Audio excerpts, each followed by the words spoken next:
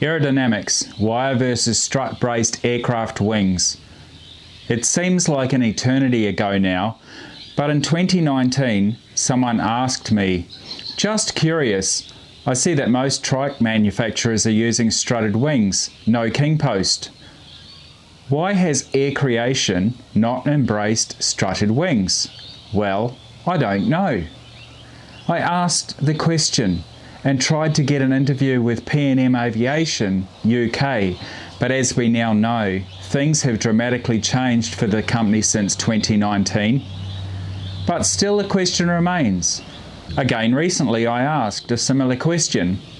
What are the pros and cons of strut-braced versus wire-braced wings? So I set about researching various resources to see what answers there could possibly be. Links to these articles and information in the description below. I came up with a list of pros and cons for strutted wings. The answer to why I think P&M Aviation manufactured strutted wings will come later in the video. This video was brought to you by you because you subscribed. Thank you so much.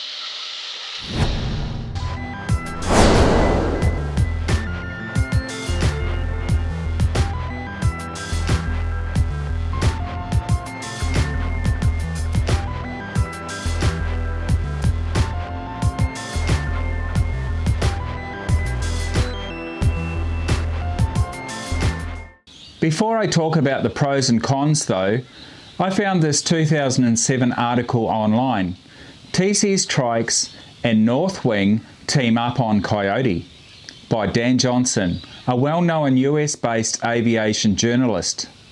The article may be dated, but fortunately physics doesn't change. In part of the article, he wrote, quote, "Since virtually all trike wings are cable braced, why did North Wing opt to go with struts? They state a few reasons. 1. Pitch and roll pressures have improved by 40%. 2. Your trike will be 4 feet shorter in height. 3. Better speed range, less drag. 4. Better fuel consumption, less drag. 5. Folds back while struts are attached." Dan Johnson doesn't explicitly mention aerodynamics, but the inference is made with comment about speed range and fuel consumption, with the mention of less drag.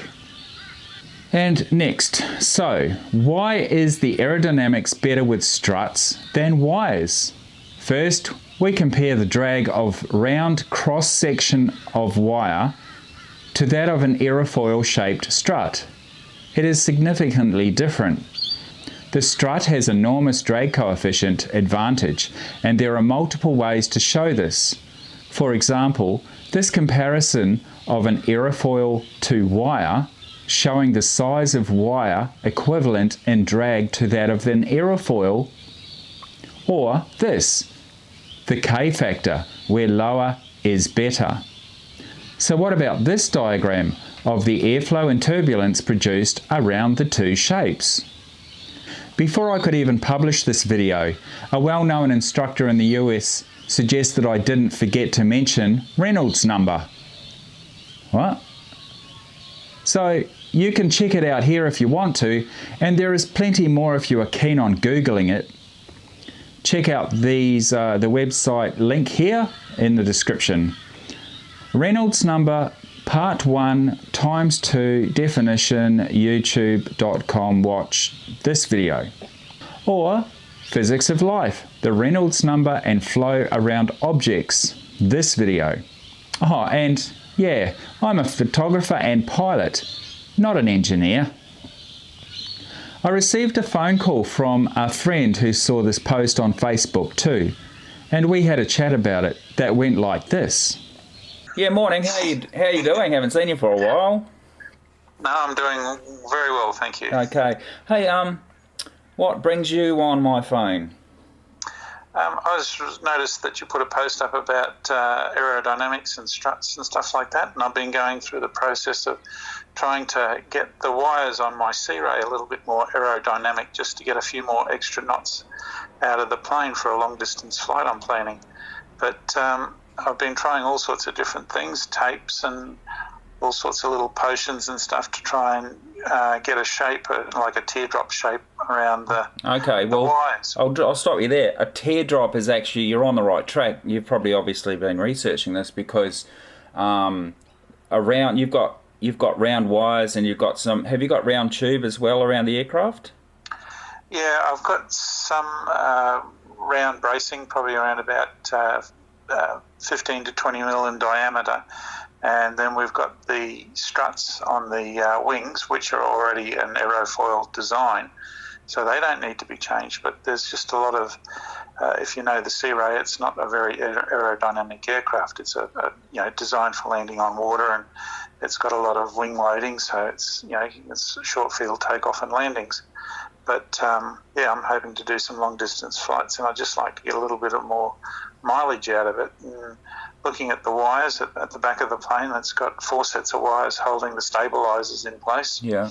So I'm just trying to, and I've seen it on, some tiger moths. They have, instead of a wire, they have an aerodynamic, really thin piece of aluminium. I've seen that too. It's like almost a strapping, isn't it? It's rather than being round, it's a flat stainless steel brace or something.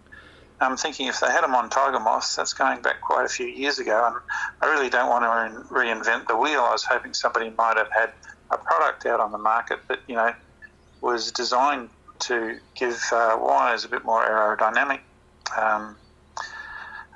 because it certainly does slow the plane down. I tried an experiment with just using a duct tape, and it worked really well until it got wet. But because the Sea Ray is an amphibious aircraft, isn't it? So obviously, I flew through a bit of a shower, and then it all started vibrating away. So that wasn't obviously a long-term thing, but it was an interesting thing because it was easy to apply, and it was a good experiment to see that if you can get something to change the aerodynamic design of the wire to get some sort of advantage out of it. And I'm just looking for the right product to use on it, which isn't going to obviously make the wire any thicker because it's going to give more drag, but it really just needs a tail on the back of the wire. And I was looking at, just like some sort of rubber thing that you could glue onto the back of the wire. Oh, okay. Yeah. Hey, you probably haven't heard of Air Creation. They make microlights in Europe, in France actually. And for years they've been using this round tubular framework for bracing and everything like that. But because of the problems with aerodynamics of cylinders, if you like to call it that, or round tubular shaped poles and braces and tube, which is very draggy, what they actually do is they get some plastic and they make a teardrop aerofoil and slide it onto the round tube, and that creates that teardrop that you're talking about. Whether someone out there's used something, done something like that, or has something for wire, because the wire seems to be the biggest problem. Yeah, well, I've actually done that to the legs of the legs of the plane. So where the landing gear comes down, they are round tubes, and even the factory have made something very crude and rudimental to sort of eliminate the aerodynamic drag on that. And I think mine actually look better than the ones that the factory make, which are an aerofoil off a Cessna strut. So I've got a couple of those, and it went nicely around the legs, and it's certainly improved the aerodynamics of the legs. And it's got a few extra knots. And the thing is, if a few knots here and then a few knots on the wire and stuff like that, I'll have an extra 5 knots, and that's really what I'm chasing. So what are you looking at? You've got the 4 sets of tail wires, and you've got the landing gear. And we've got the landing gear, the wires at the back of the plane. We've got 2 wires, one on each side of the wing, the trailing edge of the wings going back to the back of the fuselage. And then we've got a couple of small, 15 mil round tube struts along the wing bracing. So maybe if you get the chance, are you able to take some photos of these areas and send me them, and I can put them in this video? Yeah, sure. And the other thing is there anything, that sounds all very interesting, but is there anything else you might want to add before we wind up this conversation?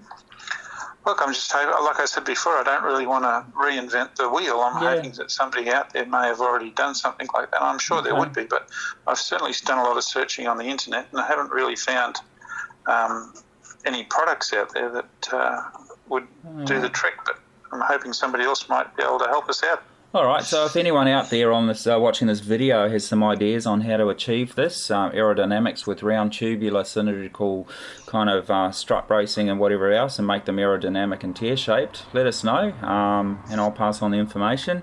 Thank you for your time this morning. A wire-braced wing has many more wires when compared to the total sum of the struts and wires of a strutted wing. More wires just adds even more drag to the issues. This is a wire-braced wing on a flex wing microlight, and here is the equivalent aircraft with strutted wings. Notice the extra height wires and king post on the wire-braced wing, adding even more drag, as well as the inconvenience of height when it comes to storage. My list of pros versus cons. Comparing the strutted to the wire-braced wing, I have summarized during my research the pros: aerodynamics and drag, fuel economy, strength, easy folding and storage, and aesthetically good looking. The cons, well, there's only a couple: weight and cost. You be the judge, but I think I'd go for the strutted wing at the moment. The pros do far outweigh the cons. When I flew the P&M QuikR with an 11 metre wing for the first time, to quote a cliche, it felt like it was on rails. Control inputs were very decisive and positive, telling the wing exactly where I wanted the aircraft to go. By comparison, my previous aircraft, which was wire-braced, felt like there was a lag and the control was not as direct. Wires tend not to be at full tension or lose tension over time, and this translates into the wing shape altering during turbulence, whereas the strut-braced wing system is solid. And so, why did Air Creation choose not to make strut-braced wings? Who really knows? It could be that old mentality of it ain't broken, don't fix it. But recently I have seen there are new aircraft from Air Creation called iFun 13 that do have strutted wings. However, they still have king posts. Are Air Creation seeing the light at last? Also notice that Air Creation have for years been using round tube, but adding aerofoil shaped slide-on covers to reduce drag on their faster aircraft. There's that aerofoil shape again. So what is my conclusion as to why P&M Aviation designed and produced strutted wings? First, I would say it is because P&M Aviation make premium quality trikes. Am I biased? Maybe a little bit. But it's true. They had to move to strut-braced wing design. Also, in my opinion, I would also say due to the speed of their newest aircraft of 80 to 90 knots. Drag was going to be a big issue, as would be fuel economy at these speeds. Plus, with all the other pros and cons mentioned above, it was a no-brainer. I can confirm these trikes go this fast. Check out my experimental flying speed videos in the link above. There's a couple of those there for you to see. QuikWire 10.6 square metre, wingspan 8.35 metre, V&E 100 knots, trim speed 48 to 71 knots, QuikR strut 11.43 square metres, wingspan 8.45 metres, bigger wing, V&E 104 knots, trim speed 48 to 87 knots. Quick wire-braced trim range 48 to 71 knots. QuikR strut-braced trim range 48 to 87 knots. That's a 22.5% speed gain with strut versus wire-braced wings. And that's with a strutted wing that's bigger than wire-braced wing. Airborne wind sports, specified per website 22/4/2020. M4 Sport Mark IV XRK King Post wire wing, 12.9 square metres, wingspan 9.68 metres, VNE 85 knots, trim speed 45 to 50 knots. The M4 Sport Mark IV XRS strutted wing, 12.9 square metres, wingspan 9.68 metres, VNE 85 knots, trim speed 60 to 65 knots, based on specifications supplied by Airborne Wind Sports. M4 XRK wire braced, trim speed 45 to 50 knots, M4 XRS strut braced, trim speed 60 to 65 knots. That's a 30% gain in speed with strut versus wire braced wings.